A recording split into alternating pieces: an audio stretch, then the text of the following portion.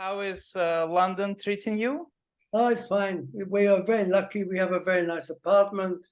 It's just one bedroom, but it's looking over mature trees and a kind of garden, a park, almost a mini park. It's like La Villarelieur's fragment part thereof. And well, it's fine.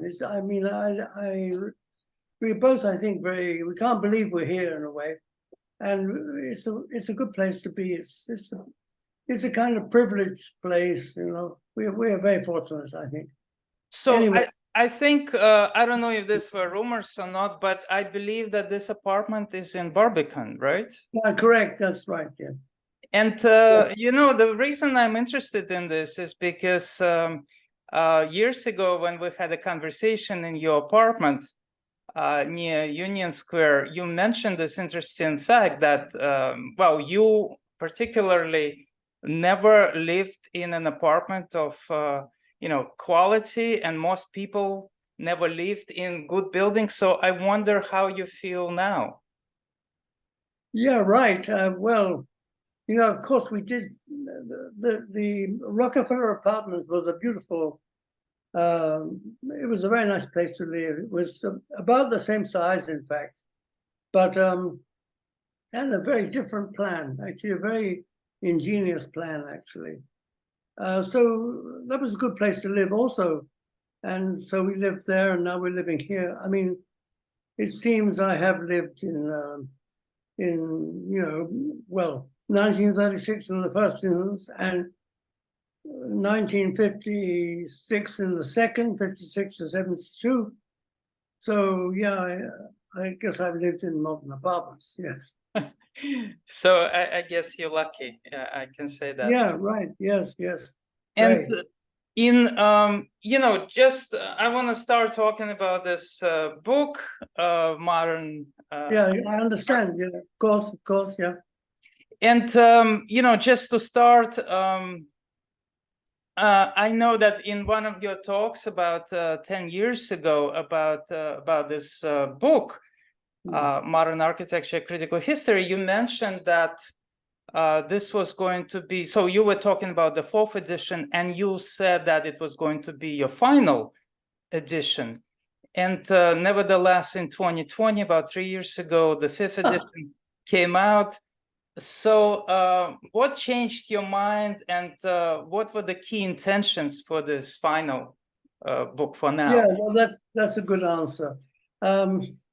You know, actually, there was a little bit of the history of the book from the beginning, which is that Robin Middleton, who was in the early 70s or late 60s even, acquisitions editor for Thames and Hudson, talked me into writing this book. So I had the contract for the book in 1970. And the great enthusiast of the book was the son of the founder of Thames and Hudson, who was the director of the house when I signed the contract. His name is Thomas Neurath, and he's now retired. But Neurath always pushed me to, yeah, very ironic, you can say, problematic attitude to take. But he said, I want you to write another chapter, and thereby making a new edition. And then he used the term, in order to keep the book alive. And, well, of course, publishers are interested in keeping books alive. So, yeah, well, I did that. And I thought the 4th edition would be the last.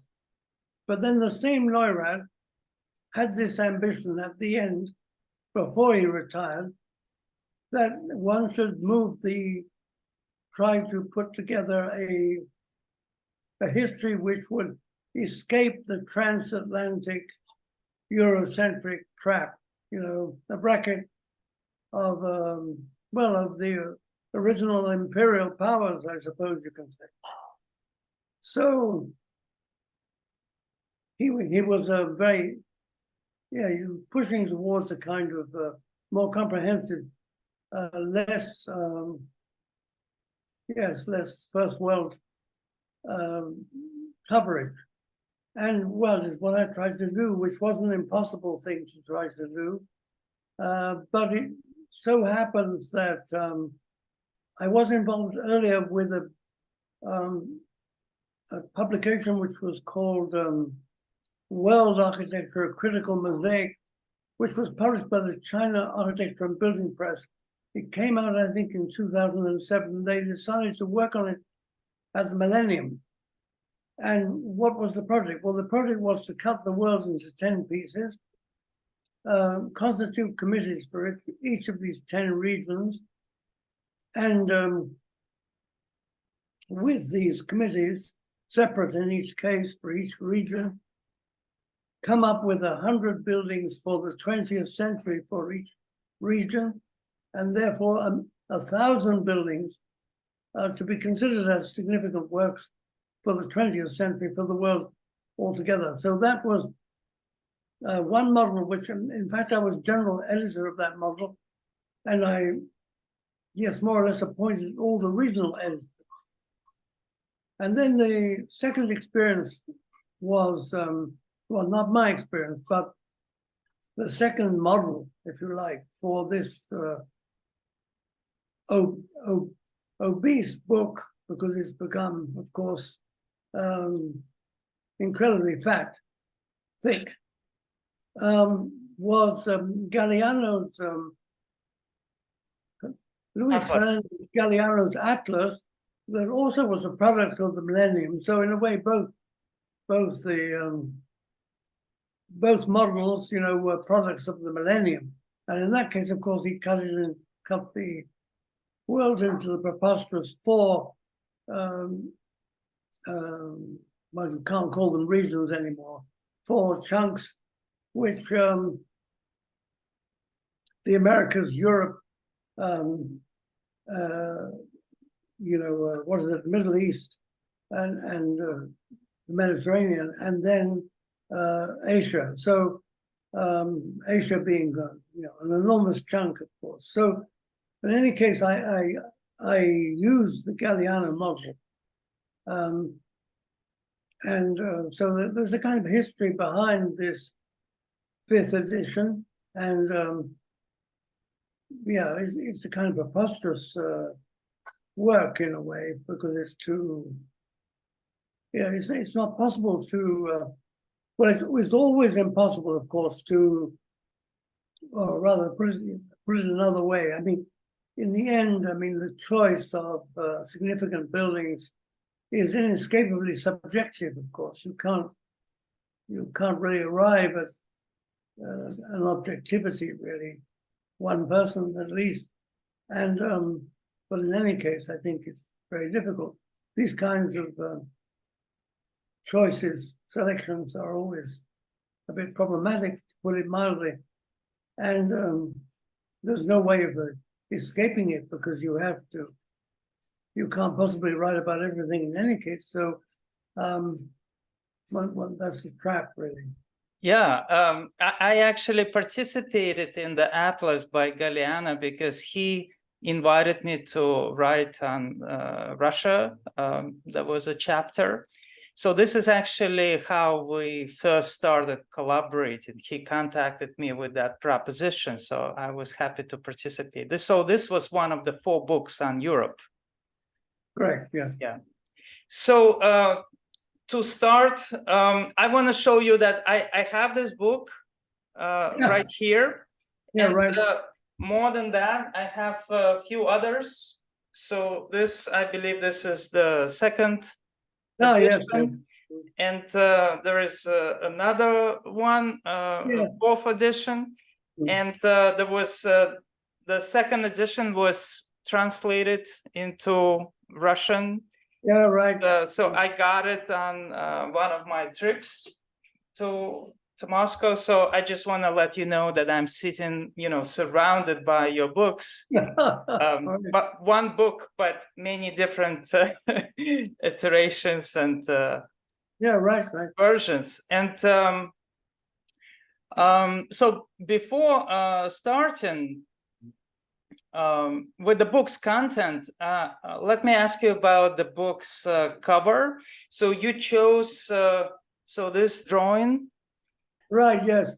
So this is now hardly recognizable, but anyway. Yes. Yeah, Alberto Sartoris, Italian rationalist architect. So this is a building which was never realized. Yes. It's a church, and it's called the Lighthouse Cathedral, I think. Okay. What's the reason for choosing this particular? Yes, well, okay. Yes, a long time ago, of course, that I made the choice, but well, I think I wanted an image on the outside of modern architecture that would, in a way, well, cover two aspects of the avant-garde. One is the reference to Dutch neoplasticism, of course, in the the primary colors, etc. And the other is the use of the axonometric itself, and also the use of well, you could say generically rationalist glazing, for example, and very articulated components. That's also part of the to tell you the truth, I can't recall what did I think of other alternatives. For example, let's say a neoplastic axonometric by van Doesburg, or a Russian constructivist image, or something by Lissitzky. I mean, the problem with such images was they were all they all had a very specific character. And what I liked about the Sartoris is it's a kind of a slightly vague, unspecific synthesis of the avant-garde. There is also a very confused message about the content, the function of this building, right? It's right. To recognize it as a church. Right, and yes, and even as a cathedral, because the title is, I think, Lighthouse Cathedral. Yeah, of course. But that didn't disturb me, I don't think. I didn't dwell on that very much. It is a part of the thing as a graphic image, of course, was also important. And there was another factor which is kind of a little strange, because I knew that the book would come out both in New York and in London at the same time, and that the American version by Oxford University Press in New York would involve yellow, because I knew that in the World of Art series, the covers of the World of Art series, because this book was and still is and always has been in the World of Art series, that in Oxford University's version of the London, Thames and Hudson World of Art series, there was always yellow. And so I had this idea that I wanted to, I haven't really fully explained that, because the dropout lettering of the London version was white on black, the title. And the dropout lettering of the Oxford University New York version was yellow on black.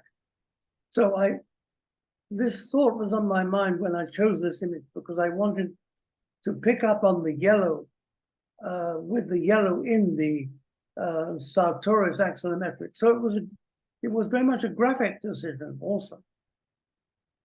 And also the fact that it was never realized. I think there is an interesting message. Yes, perhaps so. I mean, I didn't pay too much attention to that, but of course it was never realized, not even, there are no plans really. There are no, I think it only exists as an axonometric. Mm-hmm. So it was very much an image. I mean, he created it as an image. But in other houses by him, you can see that he was influenced by neoplasticism. The use of the primary colors occurs, and also, of course, representation and axonometric I think, and actually, to be honest, I don't know, maybe one or two of these houses were actually built, and whether they were built or realized with the primary colors, I don't know. In your introduction, you mentioned such books as Otto Wagner's 1896 Manifesto, Modern Architecture. There is Sigfried Giedion's Space-Time and Architecture from 1941, European Architecture in the 20th Century by Arnold Wittig was published in 1950, and then there is Theory and Design in the First Machine Age by Reyner Banham, which appeared in 1960. Was your book meant to be a continuation of these earlier attempts to produce a history of modern architecture, or was it done in opposition? What are some of the main? No, okay, yes, I understand. Well, first of all, this use of the term modern movement, because I started to study architecture in the fall, September 1950, in the AA school. You know, that's a long time ago, but in this use of the term modern movement was definitely on everybody's lips. There was this idea of the modern movement that had been inherited, so to speak, from the interwar period, both in Britain, but also, of course, above all in Germany and the Netherlands, and in Europe in general, you know. And of course, differently with regard to the United States, of course, the quite in a way different influence of Frank Lloyd Wright, which was not connected to the idea of modern movements. And I think the concept modern movement does come from Wagner, because in the first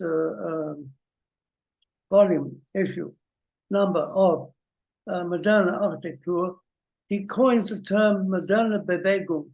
You know, he is the person who first uses the idea of modern movement. And with time, I think modern movement also, in the 30s in particular, 20s and 30s, acquired the connotation of not only being a cultural architectural movement, but also a socio-political movement at the same time, the two inseparable in a way. So the term modern movement, I think, had that connotation. And even after the Second World War in Britain, there was still something left of that connotation. It's quite interesting, you know, that in this 5th edition, I mentioned for the first time the Stockholm exhibition of 1930, which was certainly Gunnar Asplund, but also, intellectually speaking, Gregor Paulsen. And though I don't think they use the word modern movement, they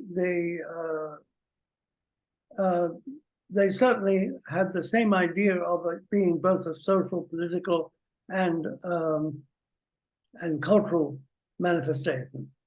And you know, the Social Democratic Party went to power in Sweden for the first time in the year after that. 1931, I think, is the first Social Democratic government in Sweden.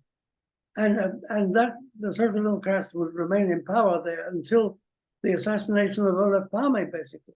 You know, they also, yeah, I think very tragic. And in any case, to go back to the question of, you know, these other histories, certainly I was influenced by these histories, of course, and in fact, I think from the very beginning, but never enough, I expressed my debt to both Giedion on the one hand and Banham on the other, and yeah, 20 years apart. And it's also interesting that, well, more or less 20 years, almost. And of course, 20 years separates my 1980 version from Banham's 1960 Theory and Design of the First Machine Age. So, of course, in a way, leaving Arnold Wittig out of it, although it's a very good history, I think, from a very English point of view. You know, there is these books at 20-year intervals, and So that's one thing. The other thing is that, well, I'm very influenced by Giedion, and there was another British writer, Morton Shand, P. Morton Shand, who also worked on that. I mean, well, in fact, of course, there's an earlier book, which is Giedion's Bauen in Frankreich of 1928, which draws attention to engineering, you know. So that's very present, of course, in space-time and architecture.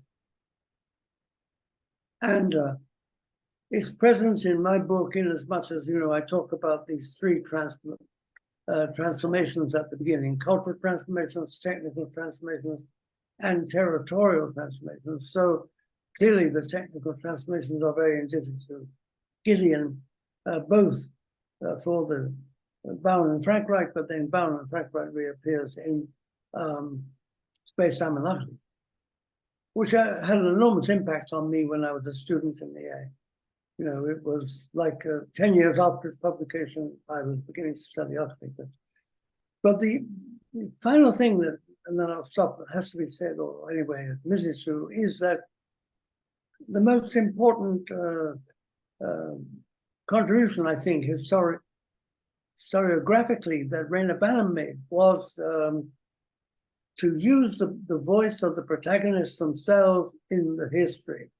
And I would be very influenced by that. I mean, it's clear that's a major debt, and I've tried to express more recently how indebted I am to Banham for that.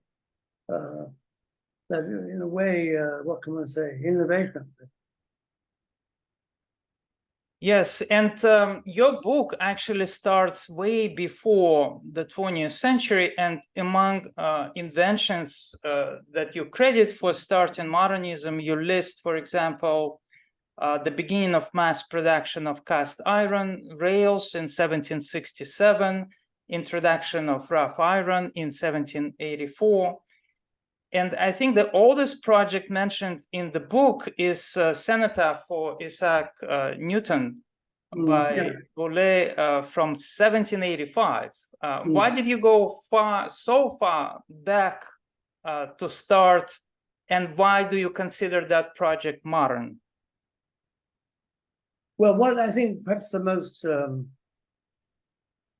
modern aspect is well, you know, of course, the homage is paying to, it pays to science and to techno-science, because it is the homage on Newton. But then it is particularly, it's a representation of the sublime, basically. And therefore, you know, to Burke's concept of the sublime, which is this idea of the sublime as the sublime before nature, but also before industry.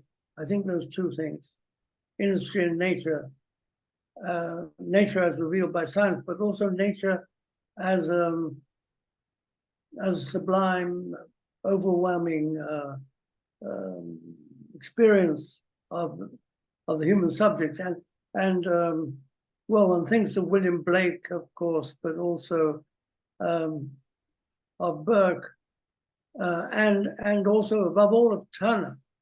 I mean, I think J.M.W. Turner's renderings of nature, you know, and man before nature is quintessentially sublime. And something of this is surely present in the Boulez monument, you know. Well, of course, the fact that the sun, in a way, is suspended. I mean, an incredible idea that you would have this burning sphere inside a sphere, you know. The figures would enter at the bottom to be totally overwhelmed by the heat and light of this captured sun in a way. It's an incredible idea, I think, and that sense, of course, very modern idea. And then the renderings of it from the exterior renderings are equally sublime. I mean, the rendering of the sky and the clouds and so on. So I think that that's the main reason that I began with Boulez. But of course, equally, the Abbé Laugier, I mean, which I also talk about, which is earlier, is 1753, and the Soufflot's Church in Paris, that's also, the first plate at the beginning of cultural transformations is Ste-Geneviève by Soufflot, which is very much related to Abbé Laugier's essay on architecture of 1743. And there the issue of modernity is expressed quite differently. It's expressed as a spatial dynamic, a spatial stroke structural dynamic, because with also some touch of the sublime as well, I suppose, but mainly it is a spatial structural phenomena, in as much as it's well, first of all, important thing is it's an effort in a way. That's why, and Robin Middleton is indebted, is we have a debt to Middleton at this point, because the idea of Greco-Gothic, the battle of styles of the 19th century in terms of, expressed in mid-century by this title, in which style should we build, or let's say in the eclecticism in the second half of the 19th century, where, government buildings or banks were often rendered classical, and of course, religious buildings in the Gothic, and also some kind of other social buildings would be, because the Gothic would be considered more appropriate. But the fact that the French would put together intellectually the idea of the Greco-Gothic idea, the Greco-Gothic ideal, Middleton coins this term, and the most exemplary work of that sort of, if you like, condenses or synthesizes the Greco-Gothic ideal is unquestionably Ste-Geneviève of Soufflot.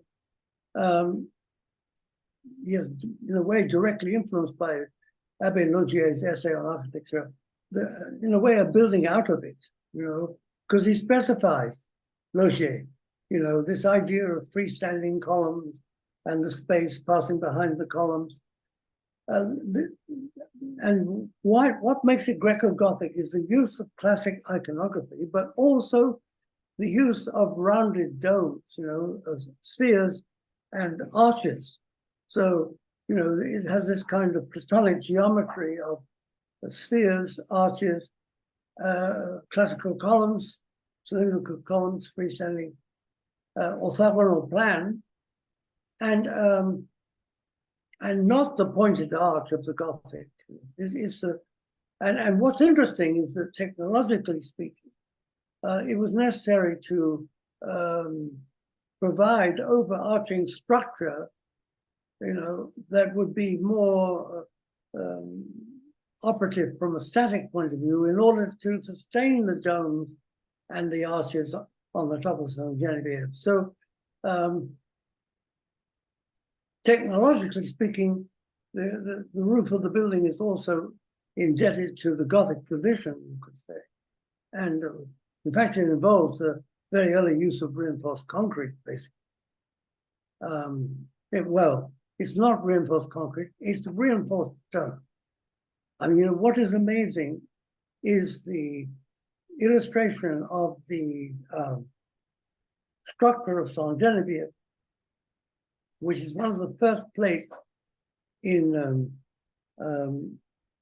Benevolo's two-volume history of modern architecture, in which the extraordinary thing you're looking at is a working drawing of the fact that the stone is reinforced and that they would chisel into the stone, insert these iron rods into the stone by either boring the stone or chiseling the stone. And the fact that they would do that, and that it anticipates reinforced concrete construction is pretty extraordinary. I want to go over the names, titles of some of the chapters, and because there seems to be a progression from the beginning to the middle and to the end of the, well, final edition of the book. So if we go over some of the earlier chapters, we will see that many of them are devoted to the work of individuals such as Adler and Sullivan, Gaudi, McIntosh, Wagner, Santelia, Loos, Aalto, Tirani, Fuller, Kahn, Johnson. And then there are such architects as Wright, Le Corbusier, and Mies who gave titles of a number of chapters in the book. And then in the middle, chapters are named after styles such as neoclassical, Art Deco, Bauhaus, international style, De Stijl, neoplasticism, structuralism, expressionism, rationalism, brutalism, critical regionalism, and so on. And then finally, the last group of chapters is organized into regions with more recent projects without particularly focusing on the individual. So I want to know, what do you think about this diminishing role of the individual in architecture? Yeah, it's an incredibly good question, and not very easy to answer.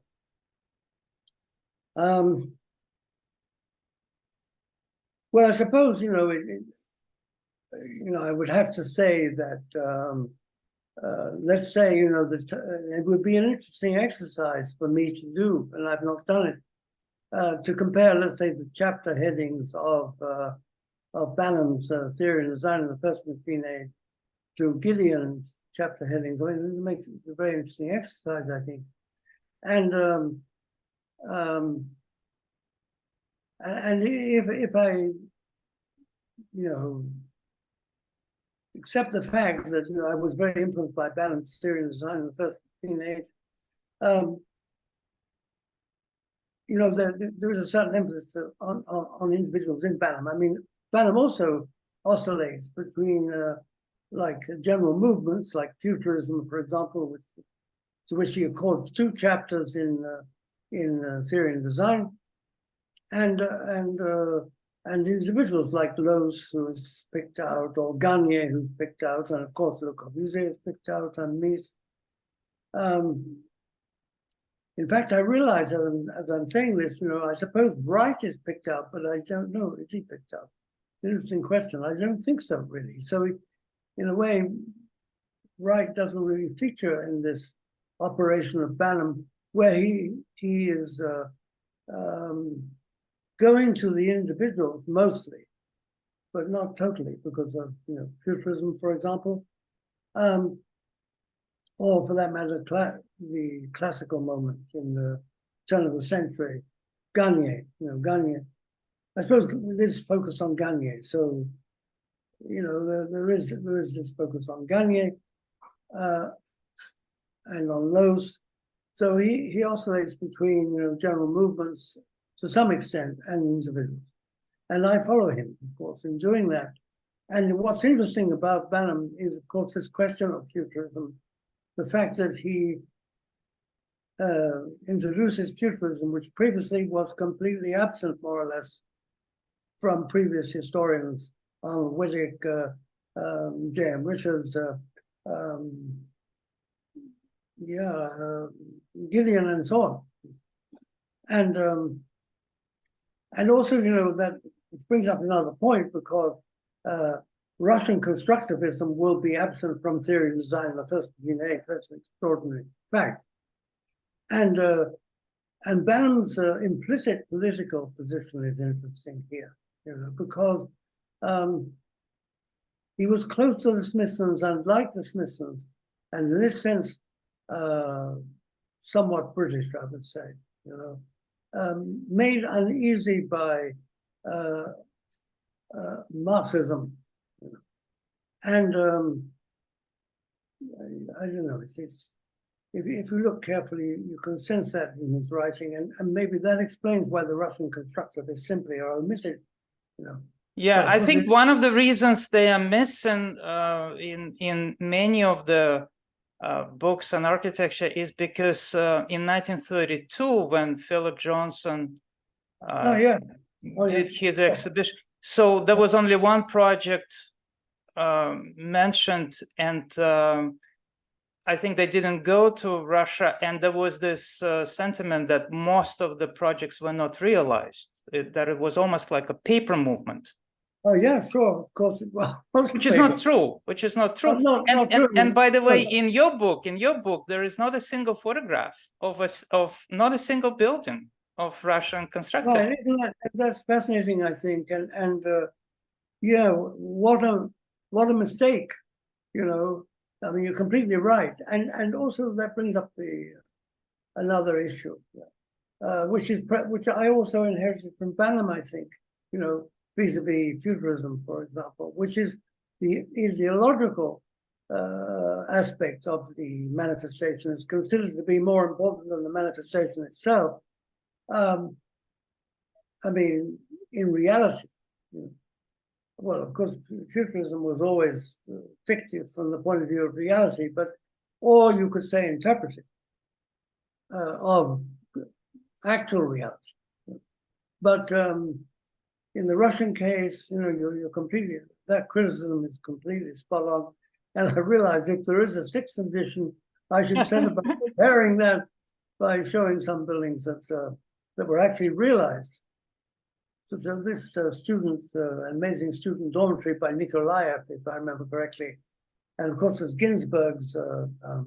And Ginsburg building was recently restored. Yeah, to a hotel or not? It was actually had multiple functions, including some public. Well, it had a gymnasium, of course, and so on, didn't it? And still has, I suppose. I think you can buy an apartment there, and there are some businesses as well located there. Oh, yeah, and was restored by his grandson, who is an architect. I believe that's right. Well, I once had some kind of exchange with when it was already 10 years ago when they started to move in that direction, but it was difficult, I think, to do it at all. Yeah. You know. But no, that question of there being no built works is really very sobering. What is also because of the workers' clubs that were done, and also the planetarium. I mean, and Melnikov's club. Yeah. Melnikov's house, but also in the house. Rusakov club, yeah. So no, that's a big absence. Yeah. What is also amazing about your book is that it came out in 1980, which is actually an amazing year. And isn't it ironic that your book on modern architecture came out at the moment when modernism arguably came to a close? Yeah, right. It is ironic. Absolutely, and I have commented on it. But yeah, of course, the Venice Biennale, that's also ironic because Stern, invited me to be on the commission of the Biennale, with Paolo Portuguesi and Vincent Scully and I think Charles Jenks. Yeah, of course, they were all part of it. And I went to one meeting in Venice, and then I resigned, because I understood what was going on, and then this whole idea of making, of course, putting Johnson in an honorific position, etc. Yeah, I mean, I resigned, and I wrote this piece, of course, which was, the whole story, influenced by Zoris and Lefebvre's The Grid and the Pathway, 1981, which, and in which they coined this term, critical regionalism, which I in a way, appropriate, so that all of this happens very fast. 1980, their 1981 essay, in which they don't allude to the Biennale, as I remember. And then, of course, my piece that appears in the Anti-Aesthetic of Hal Foster, in 83. And so all of this is happening close together. And it's true, I mean, it's kind of fortuitous in a way that the first edition of the book should be published exactly at that moment. Yes. And so this was the famous Strada Novissima exhibition in Venice, which was also inspired by Complexity and Contradiction in Architecture by Venturi. So this collision of modernism and postmodernism, so what do you think? Did it really end modern period in architecture? And after that, we couldn't go back. We could only be in the postmodern kind of paradigm of architecture. It's fascinating, to try to sort that out. I mean, I think one of the first things that has to be said that the critical regionalist argument is inherently postmodern itself. It cannot but be postmodern. So in that sense, it reinforces the idea that modernity has come to an end, because in emphasizing the phenomenological experience of place and of structure in place, which I think is implicit, if not explicit, in towards the critical regionalism, and in fact, it's surely there in almost as an opposition in Zoris Lefebvre piece, where they coined the term for the first time, because the grid is rationalism, really, and Constantinides, and the pathway is Piccionist, and is the ground, the earth, inherently tactile. And you could say that reason, in as much as the grid is associated with reason, that it's also very visual, because the visual in itself is a key aspect of reason, of the rational, and that the other, i.e., the pathway, is very tactile and much more to do with corporeal being and feeling. And so this, I think, Zoris and Lefebvre, I think it's a brilliant piece. And they set it up in Greek terms, to do with the leading Greek architects of the modern movement, such as you can say that, in Greece in the 50s. And they kind of polarized them, in this way. Although, when you look carefully at Constantinides, at his architecture, you will find that it's just as much to do with the tactile and with the sight as any work that could come under the rubric of critical regionalism. And vis-a-vis this question of it, because you brought it up, and did it come to an end at that point? I think, what's very fascinating is my relationship. Well, I had a relationship to Greece, of course, and I recall going to the Acropolis and to Philopappou Hill outside the Acropolis in '59 on my way back from Israel, and I deeply recall when I came to London and talked to Greek architect friends, they didn't understand what the hell I was so enthusiastic about, because Piccionist was definitely postmodern from that point of view, and Piccionist of that date, that's for sure. But in my more recent dealings with Portugal, for example, and I've written a lot on Alvaro Siza, and I've been present when Eduardo Souto de Moura and Alvaro Siza would argue over, publicly in a way, over this issue of critical regionalism, because Alvaro's tendency was to accept it as a term, and Eduardo's completely rejected this. I mean, I don't really care one way or the other, but it's very fascinating that they would kind of have a little conflict over this very issue, because you could say that the work of Eduardo has been more categorically modern, if you like, a continuation of the modern, and Alvaro's has been more postmodern. And, going back to the whole opposition between Piccionis and Constantine, I mean, what I think is fascinating is that I've been working recently on writings there are amazing writings by Siza. And there's a great, and they're very aphoristic and didactic. And recently, recent texts, I read these words, which actually come out of his experience. I think I'm working on the housing in Malaga, outside Ibero.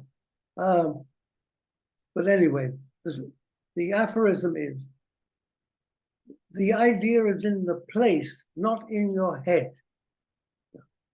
And there's this emphasis upon the site and the place-ness of the site. And as the prime mover of whatever it is you're going to make. And you said somewhere, whenever I get a commission, I go first to see the site, even when the program isn't quite clear, etc. It's a beautiful slogan, I think. The idea is in the place, not in your head. Incredible. And so, is the modern, yeah, I mean,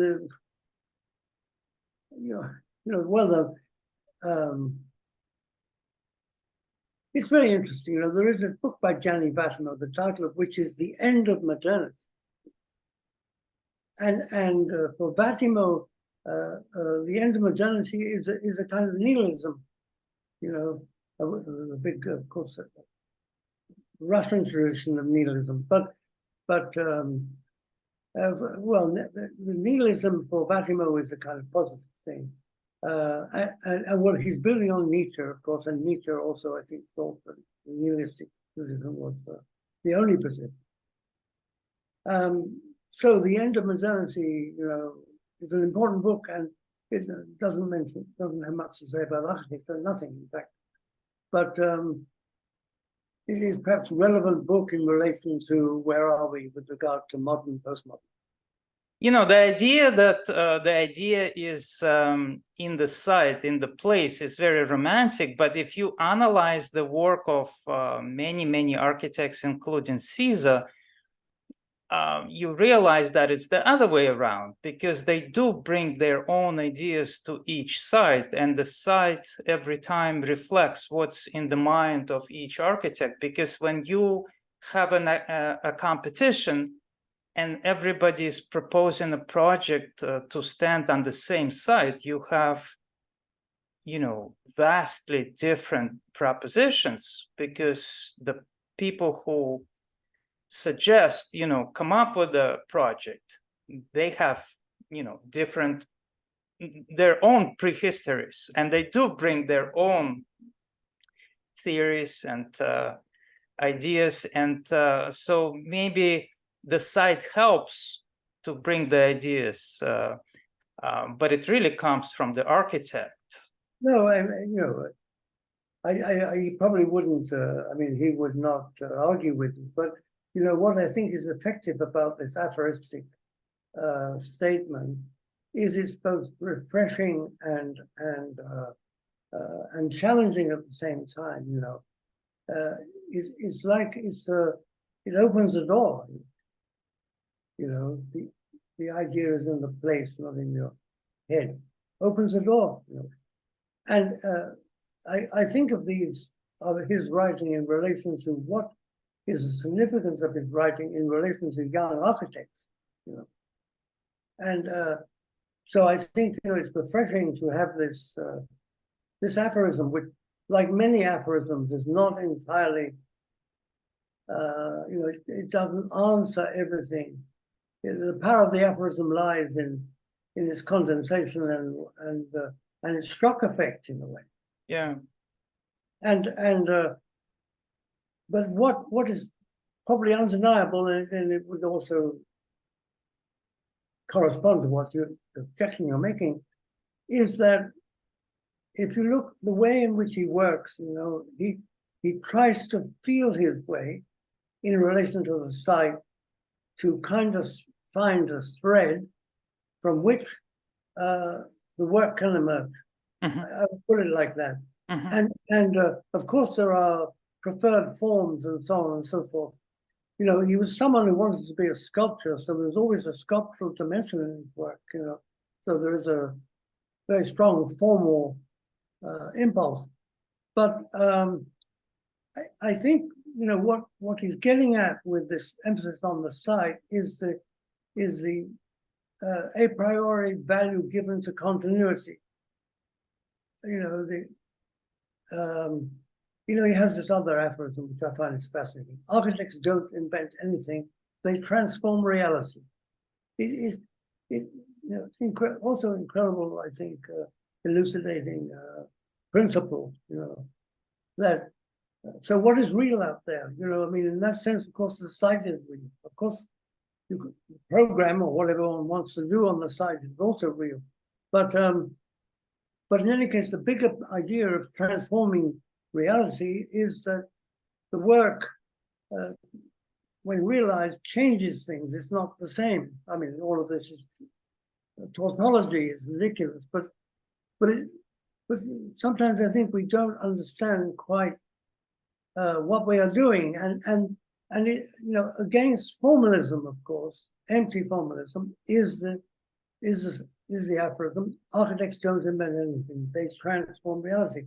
I mean, this already, although he himself has a priori forms in his head, this idea of the real, you know, I think is fascinating. The idea of transforming the real also. How would you describe our own period right now? It is not modern, I think we agree, but it's also no longer postmodern, because modernism, you know, modernism is driven by the idea of progress, and postmodernism is founded on the idea of unruliness and freedom from all dogmas. And it seems that no longer we have either one of these conditions. So what do you think about the now moment? Yes. Well, you know, I have in my head, but just a title, you know. But and then you know, the title would have to be filled up with something. And the title is The Presence of Architecture. And yes, and so where am I going with this? I mean, what is on my, well, it partly relates to the book I wrote, which is sort of virtually unknown, which is the 1995, I think, called Studies in Tectonic Culture. You know, that for me is in a way, from the point of view of architecture, qua architecture, the more important book of my life, in a way, I think. And in a way, slightly, well, you know, it's still in print, etc., etc. But it's anyway, it's to one side. Let's put it like that. But the presence of architecture, I mean, yeah, you know, I think we are faced with a situation in which, given that we have limited lives, or mortality is right there all the time, you know. that the question of the small world, microcosmos, is really important, I think, as a sort of ethical idea in a way. Because given the limited condition in which we are living, well, above all, this overarching, terrifying process of climate change, you know, we in a way, modernization has technological modernization is clearly connected to climate change, and as is capitalism, and you know, it constitutes our reality whether we like it or not. And so this question of the microcosm, I mean, like, of course, there's nothing new about it, but you know, the self-conscious awareness that your task is to create a kind of small world for a limited group of people for a limited moment in time, etc., etc. You know, in other words, a bounded process, and something like that. I mean, I would try to articulate under the title "The Presence of Architecture." I don't know what else to say. Yeah. Well, I also want to ask you about the role of Venice Architecture Biennales in the development of architecture. We have one right now. The Biennales, I don't think they are reflected much in the book, but at the same time, wouldn't you agree that they really, at least some of the Biennales, really pushed the profession in certain directions? And apart from 1980, I am thinking particularly about you know, the Common Ground in 2012 by Chipperfield. I think it really pushed architects' attention from focus on individuality to focusing on solving issues.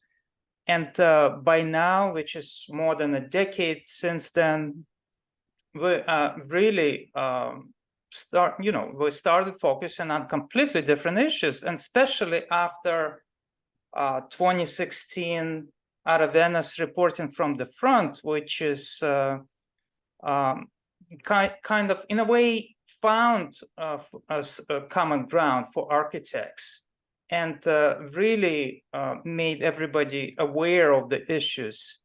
And it pushed architecture away from the focus on artistry and individuality, and basically on the building itself, on the object itself.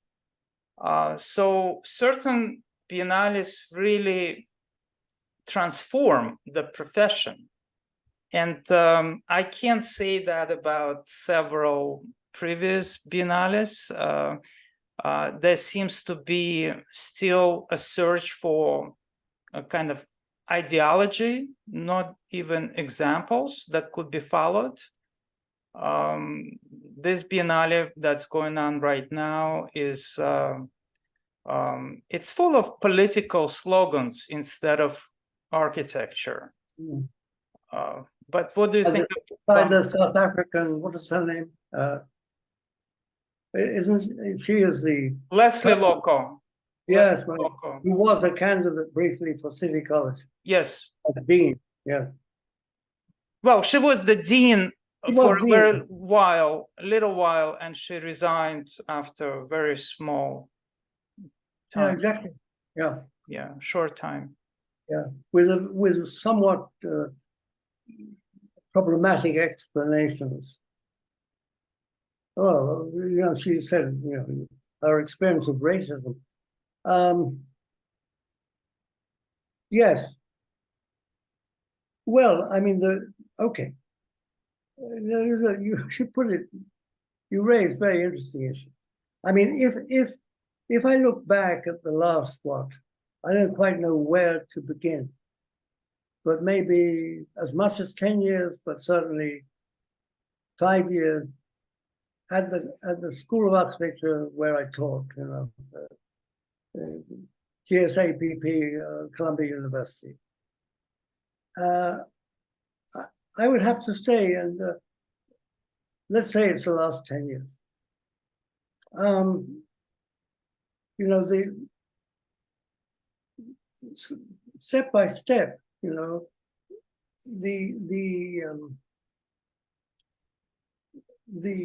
work of the school gets to be, particularly the design work, or the design discourse, let's say, gets to be kind of occupied by political, sociological concerns, etc., right? And these concerns, which are, I don't know, I haven't seen, I was not, you presumably were at this recent Biennale, but I was not. And but as you're suggesting, it's exactly the same thing, which is, yes, architecture is supposed to do something about racism and social injustice. I mean, I don't think it's capable of doing that, And also at the same time, of course, when you turn it back into the education, then the capacity of the young people entering the profession is simply, a total desert. I mean, they're not being trained to do a work. They're just simply not being professionally trained. And this demise is all over the place. Certainly in Columbia, it is still in the AS School of Architecture in London. I went to see the end of the year exhibition. Now they have a new director, but we'll see what will happen. But the work is it's all rubbish, basically, all perfectly useless. There's no, also you look at 5 years of work, there's no development there, almost none.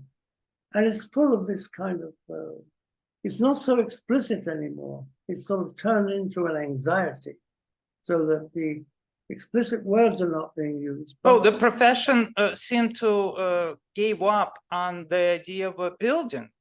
Well, wouldn't you say that's a problem? Absolutely, totally and utterly the case. Yes, totally. And therefore, my whole thing about ethical microcosm can't even begin to emerge because there's no capacity to do it. One lacks the capacity. Therefore, the presence of architecture, again, what the hell does that mean? But, could be elaborated on. I mean, Sylvia keeps on telling me I should write something critical about this whole issue of architectural education. But, well, yeah, okay, maybe I will. It's just hard to catch one's breath, really, given the speed of things, I want to ask you about a kind of discrepancy which is going on between the profession and the public, and public perception of the profession. And for example, in 2007, the AIA sponsored research to identify American favorite buildings. And at the top of the 150 building list was, do you want to guess? Do you know? No. It was the Empire State Building. And what do you think about this building, and why isn't it in the book? Yes. Well, the Rockefeller Center, of course, is in the book, but which I think is superior to the Empire State Building. And talking of microcosm, by the way, the Empire State Building is very limited, microcosmically speaking, whereas the Empire State Building was extraordinary, microcosmically speaking. You mean Rockefeller Center? Yeah, sorry, I'm getting confused. Yeah, Rockefeller Center. Rockefeller Center was extraordinary from that point of view. And I mean, this combination of the theater, by the way, unbelievable space, which all architectural students in New York, when they first start, could be taken into that incredible auditorium. Unbelievable auditorium. Yeah. And related, of course, to Sullivan Art Auditorium in Chicago. But absolutely extraordinary. And what you can say that auditorium has in common with the Rockefeller Center, but then also, to one side, the Empire State Building is, of course, an expression of a kind of optimism, because part of the appreciation of the Empire State Building is as a kind of one-off symbolic work, that represents what was the cultural and material power of the United States at the time that it was built. And so it is kind of, it's amazing in a way. It's sort of enheartening that the favorite building would be the Empire State Building, but also, of course, it's extremely primitive at the same time.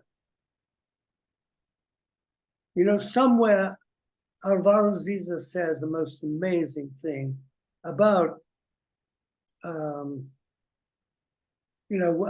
the Portuguese Spring, 74, they organized these architects in teams to work with the people themselves on designing housing.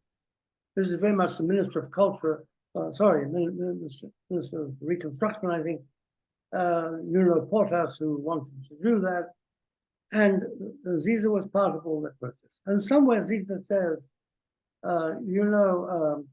of course, the architect must learn from the people, but the people must also learn from the architect. And the problem is they are very ill-informed, which makes for a very abrasive situation. Of course, he's speaking with a certain bitterness. You can say, well, so fuck him, but he's touching on something there, I think. This question of the people being ill-informed. I mean, that applies to so many things, also politically, enormously, in the current situation, I think. Particularly with the internet and all. The paradoxical thing of the internet, which really could be the ultimate machine of information, becomes the machine of disinformation. This is the tricky moment we are in. Yeah, the public is misinformed or ill-informed, and after talking for so long with even professional architects, you realize that they are also ill-informed and misinformed and too much focused on what they do. And right. Yes. There is very little actually dialogue going on between architects. Yeah, I agree about that. Yeah. And in fact, I just was approached by students in Mendrisio to be involved in something about theory and practice. So I think maybe here and there, students recognize that discourse is essential. Yeah. I want to ask you about another important building. I think both for the profession and for the public, but it doesn't have much presence in your book. You mention it. So you advocate for resistance, non-spectacular architecture, and you try to avoid such examples at all costs, to the point that even the Guggenheim Bilbao's image is not in the last edition. So you describe Bilbao as sensational in negative terms. But Philip Johnson had tears in his eyes, and he said that when he saw it, and he said that it was the best building of the 20th century. And Jenks said that when it was just built, everyone acknowledged its greatness. So what do you think about Bilbao now? Well, now and then. I have been to it,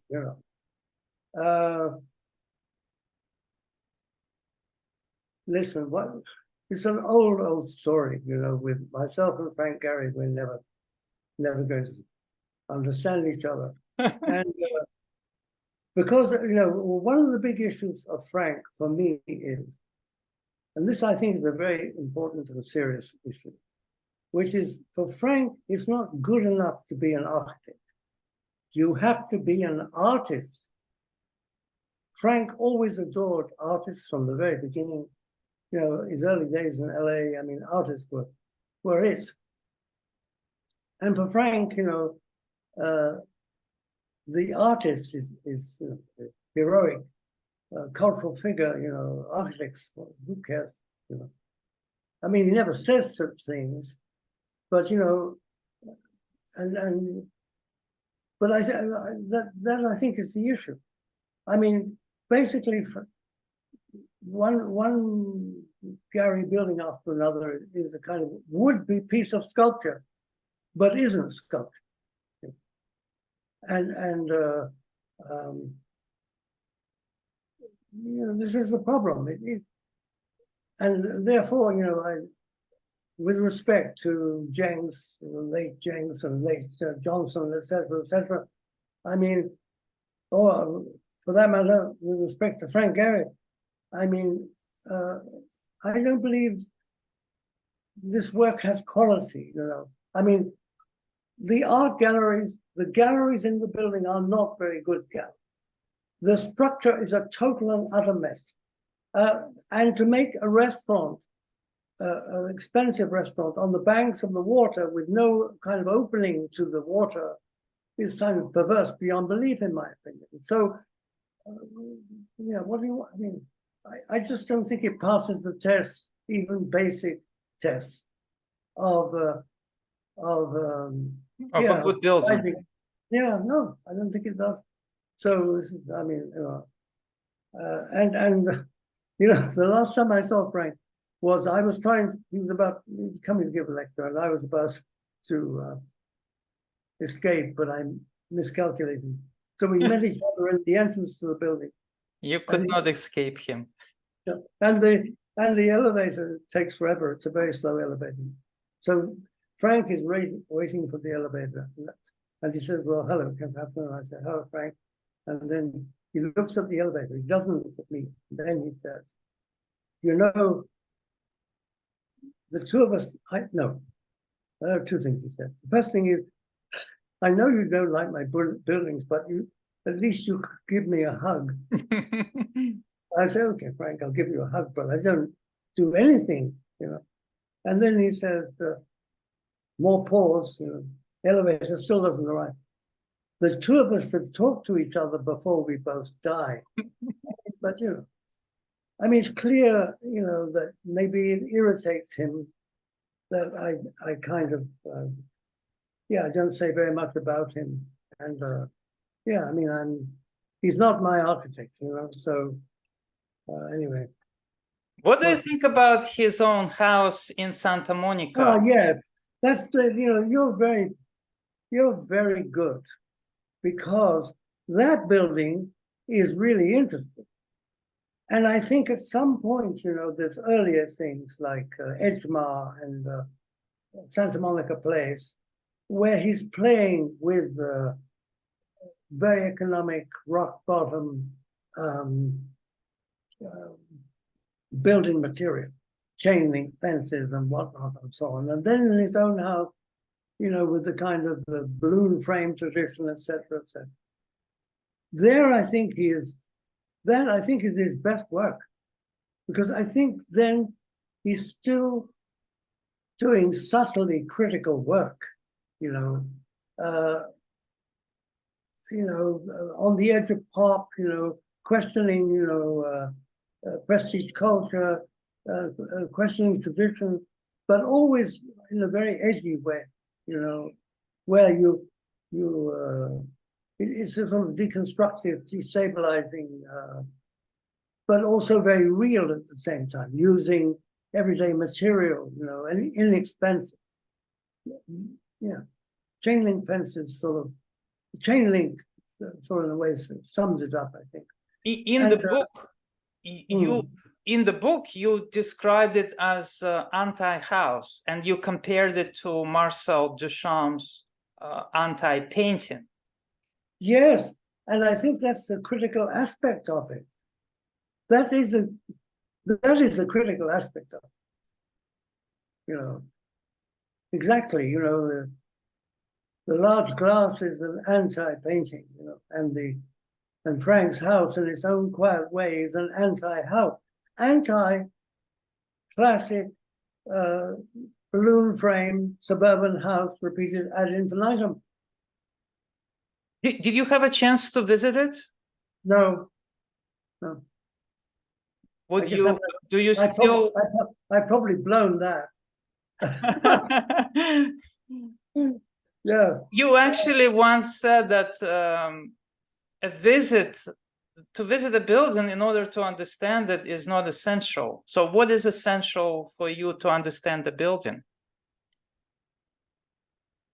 You know,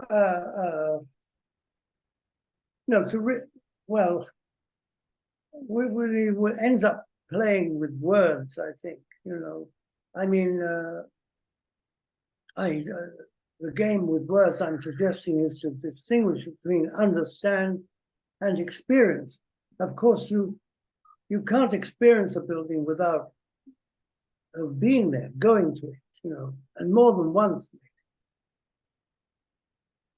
And even more than 3 times. And understanding is another matter. I mean, I think and therefore, you know, the kind of scandal of my book, you know, which would be, well, but have you, all these buildings that you talk about and so on and have opinions about, have you actually been to them? Have you seen them? Well, in many cases, of course, I haven't. I mean, not all, but for instance, there are works in China that I write about that I haven't, recent works in China, that I haven't been to, you know, and it's unlikely I will ever get there, you know. But I'm reading them from drawings and from photographs, you know. There's a Vector Architects, for example, the work thereof, you know, like I go on. And of course, that's the difference between us. You have, I mean, you have most, I'm sure you've seen a lot that I have not seen. And of course you've done, and that also speaks to the importance of China dialogues, and I think very good book. I think, you know, it's clear that because of the change in government policy, this move to not to keep the population where it is and not bring it into mega cities, I think there was a real decision on the part of the Central Committee of the Communist Party. And you know, then there's a new wave of young Japanese architects who are doing amazing work. You mean right now? Yes, of course, now, yeah, of course, now. So what regions around the world would you define as of interest to you for their culture of contemporary architecture? So you mentioned Japanese. Well, Chinese. Chinese. I mean. Oh, so you're talking about Chinese. I'm talking about Chinese, yeah. Yeah, I'm talking about Chinese. Because in my opinion, it seems that what they achieved over the last decade, it seems like it reached a certain climax, and now there is a lot of refinement going on, because they did certain things that they really invented new architecture, which looks nothing like in the West or in the East, but now it seems like it's just refining what they already have shown us. Yes, I mean, you know, it's fascinating, isn't it? Because this conversation we're having brings one back to certain kind of sobering points, like Gianni Vattimo's book, The End of Modernity.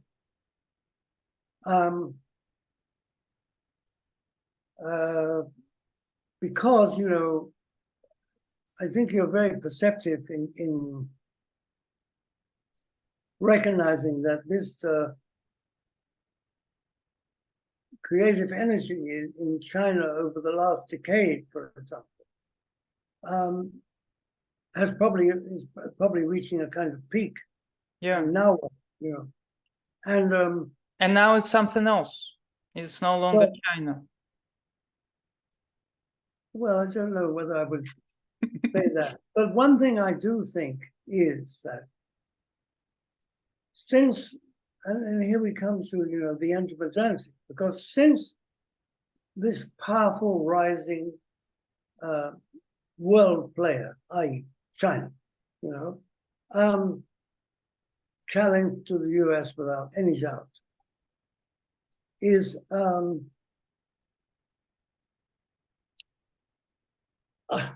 doesn't really have a program, strangely enough. I mean, when you, yeah, here we come to, maybe I'm being too polemical, but I mean, you know, Xi Jinping wants a consumer society, you know. In other words, you know, from the very beginning, from '86, you know, the Chinese copied the American model. And all the horrific cities they built, you know, were kind of American, you know, better than America, you know. And this idea of we have to create a consumer society, that is the communist project. Create a consumer society. I mean, you know, given the world we're living in with the climate change and all the rest of it, this is your project. And here, of course, one comes to this kind of sobering fact that capitalism, global capitalism, you know, occupied the entire stage, including, of course, communist China. And it's a very dark story in a way, because what should the architects do now? You know, because is there really a serious, you know, utopian housing program emerging in China or new city program emerging in China? Is it really? I don't think so. No. Because the power doesn't have a project. Yeah. Doesn't have that project. And you know, the most interesting projects are created on the margins, on a very small scale. Like DNA, for example, you could say their work has been on the margin. I don't know, that's how I see it. But in any case, you know, I'm reminded again of Siza, you know, again, the aphoristic figure who has too much influence on me. I had once this exchange with Siza, you know, in which I said, I hear you have many projects.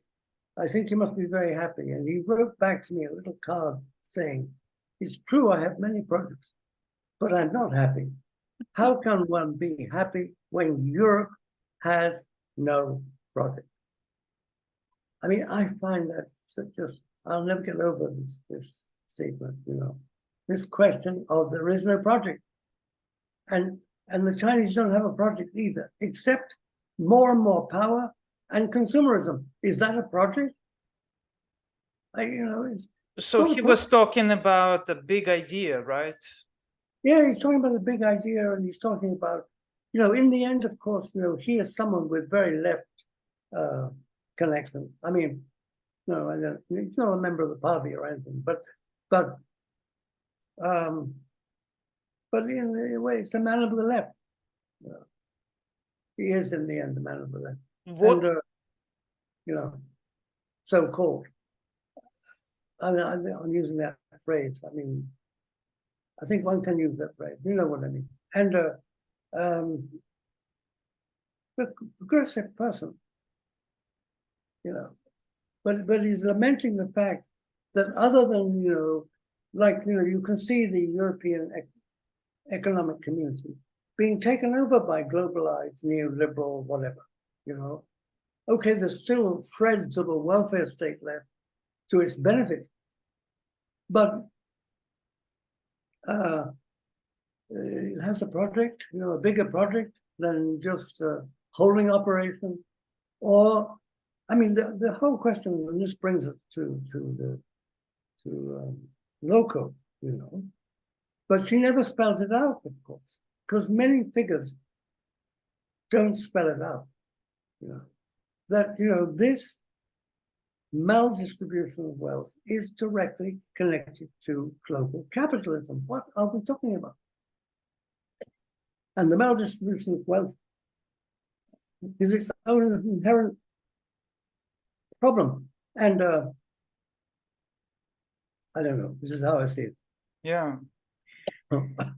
What about adaptive reuse projects? Oh, yeah. Well, because they don't have much presence in your book. No, it's true, they don't. No, they don't. But maybe, that's as well because there's too much in the book in any case. But they've become a mainstream in the profession. Yeah, and I think, of course, related to the politics of the moment, they're really important. And yes, I mean, adaptive reuse is, but it would mean another book, though. It's not I mean, in the end, one has a limit, and this book has a limit, you can say, and you could say it's already gone beyond that.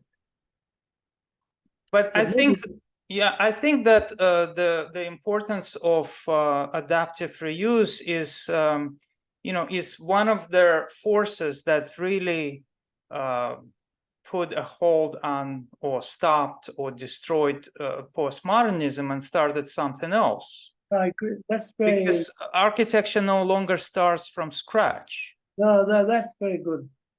That's very good what you're saying. Yes, I have to. And I would agree. Yes.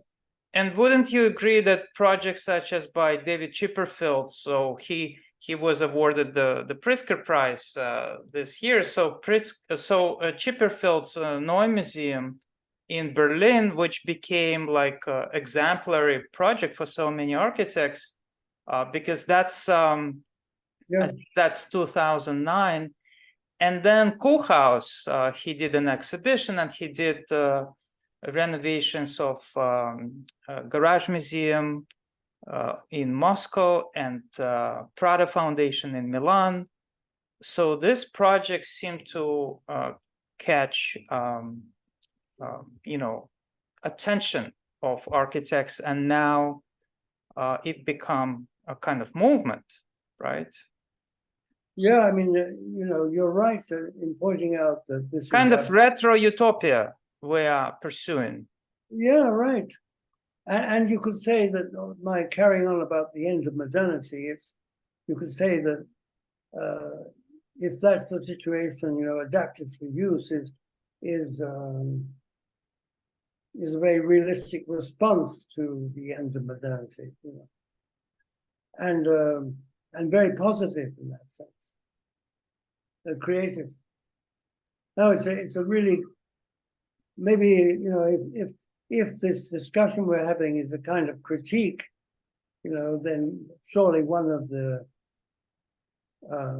unanswerable critiques of the book would be, in relation to contemporary practice, would be this issue of the absence of adaptive reuse. And I take that as, it's really, the position you're arguing is really very productive. And what is interesting about the projects on adaptive reuse is the fact that there is a kind of fusion going on. There is no more need for distinction. What was there before and what was there after? No, right. Although you could say that from the point of view of poetics, expression, this distinction is still important. I mean, you can see the fact that there's no distinction. I mean, it's a question of what are we talking about exactly, and what is presence or absence. I mean, I would say that there's a certain distinction between what it was to what it now has become is poetic of poetic value, because the history of a work is is really important, and of course, in the medieval period, of course, many buildings were like a continual organic transformation. And yet we could see the difference between different moments, different cultural moments. And I think that difference is of value and of poetic potential. Can I ask you about some specific architects? Yeah, by all means, yes. Okay, David Chipperfield. Yeah. So what do you think about the fact that he was given the Pritzker Prize? And what have you seen his work in person? What do you think about his production? I think his production is very consistent, and there is a kind of rationalism which is present in virtually every work, and some of the works that he has been involved in are extremely large and very difficult to handle, and so there are. I mean, I've been to the Neues Museum, for example, and to the building on Museum Island, and I mean, I think that work is very impressive work, and so I mean, I think David is really committed and competent, powerful architect, who always has the society in mind and the social destiny of work in mind. And I've heard his speech after receiving the Pritzker Prize, and I've been encouraging him to get it published. What is interesting about David is that he is most of the time living in Spain and not in London, and he still has an office in London where our son, in fact, works in that office. But in Spain, you mean your son works at his office? Yes, he does. Yeah. As an architect? Yes. Yes. Oh wow! Yeah, David, though, is most of his time is in Galicia, and he is working there with the authorities. He's trying to advance the idea of a kind of coherent environmental planning strategy, in that region, but in general, So in a sense, he's moved slightly away from architecture as such, So maybe he could finish the Santiago de Compostela project by Eisenman. What a kind of the ultimate sardonic comment, you could say, on your part.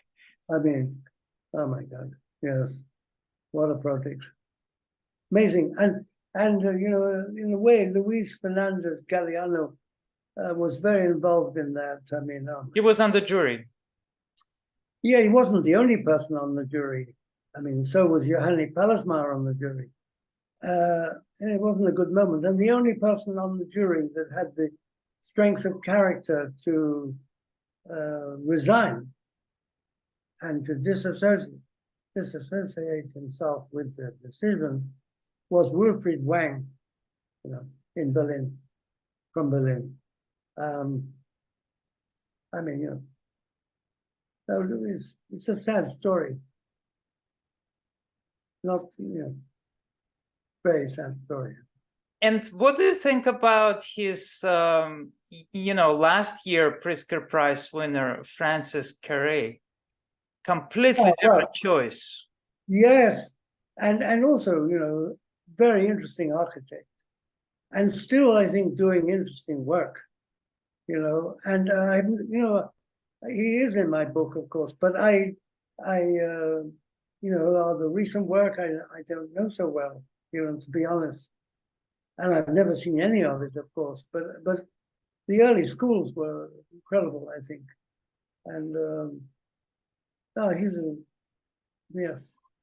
significant architect. And then Lacaton and Vassal. Yeah. Also,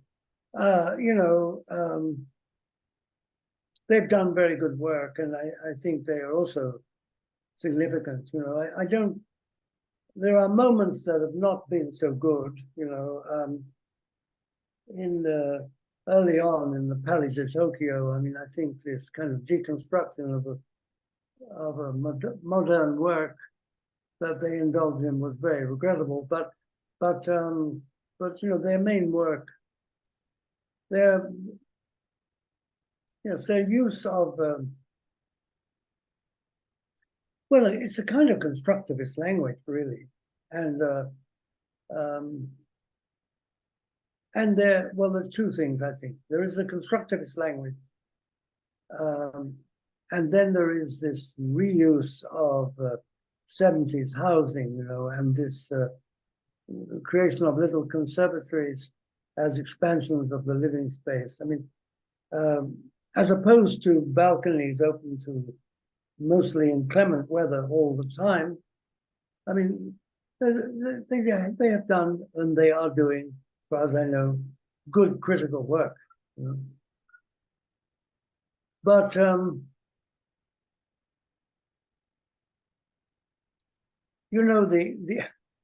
somehow it makes me think, the kind of questions you're asking me now, make me think of the fragility of human subjects in relation to the transformations of time, that the speed of the life we are living, the rate at which the world is changing, in very subtle ways, I think makes it difficult for kind of consistent work to be cultivated carefully over a fairly long period of time. And I think it applies, to that no one is immune to that condition, is what I would like to say. Not Francis Carré, not Lacaton Vassal. Well, just nobody is immune to it. Go on. I want to ask you about several architects, maybe around 3 architects, the works of whose you admire the most. Oh, me? Yeah. I should say, yeah. Well, Alvaro Aalto, of course, from the early heroic period remains, I think, extraordinary, exemplary figure.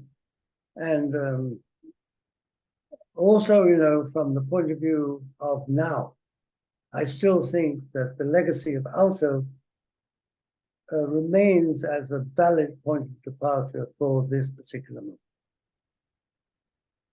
for young architects. I mean, not to be imitated, but to be understood, profoundly understood, and then taken as a point of departure. The other figure, of course, is there is paradox. There are 2 architects that I've written about a lot that are very, very different, but which I admire for their total production and their consistency, and the way in which they constantly develop at the same time. One is the Portuguese, Alvaro Siza, and the other is Tadao Ando. I think that for me they are both exceptional figures, and they still are producing very interesting work. That's a very long career in both cases. So those people impress me, and and others of more recent vintage. That's more difficult to say. I was, and I still think that in certain moments in his life, Herman Hertzberger was a remarkable architect, and also very, very regional in a way. I mean, it's incredible. You can trace, I think, a link between his work to Hendrik Petrus Berlacher at the turn of the century, and coming up to, well, coming up to the end of the 20th century. I mean, he was an incredibly good architect. I didn't catch the name, sorry. Herman Hertzberger. Okay. Hertzberger, yeah. I mean, he was really more consistent, more painstaking, and profound architect than his master, so to speak. And here I'm talking about Aldo van Eyck. I mean, there's no question that Hertzberger was a more consummate architect than Van Eyck, I think. Van Eyck was a man of ideas and so on. There's no doubt about that either. But not really architect qua architect, which is what Herman was. I mean, Herman doesn't practice anymore, basically. He stopped. And he once communicated to me not so long ago, that he thinks that the Netherlands he once knew no longer exists. He wouldn't know. He no longer can relate to what has happened to the Netherlands, basically. I mean, at some point, the Netherlands was the ultimate European welfare state, and until the 90s would remain such. But then in the 90s, fundamental changes take place. Yeah, who else? You also wrote the book on Kengo Kuma, and one of the highlights of this year's Venice Biennale is that his exhibition is presented now in the city, and his work is quite magical, I would say. Yes. Yes, it is. It's also very ephemeral as well. Yeah, exactly. But yes, but he couldn't, and a figure more unlike Ando would be hard to imagine. I mean, they are complete and antithetical to one another. And in that sense, I think Ando is more deeply connected to Japanese, well, to Shinto, really, basically, than Kengo. Kengo is more worldly, cosmopolitan in a way, much more. Well, we've been going a long time. How else long? Yes. Yeah. I want to finish on this question that you can respond to very quickly. I wanted to know right now in your spare time, what do you enjoy most? Well, first of all, I don't feel I have any spare time because, but I am pathologically addicted to writing, so I suppose I enjoy it. And I seem, I don't know, I can't keep up with commissions in a way. I mean, minor commissions. So you're very busy. Pardon? Yeah. You are very busy. Yeah, I am. And so, I mean, I'm not engaged in full-time activities, but I'm pretty, I'm pretty occupied. Yeah. Thank you so much. Yeah. Bye-bye. Bye.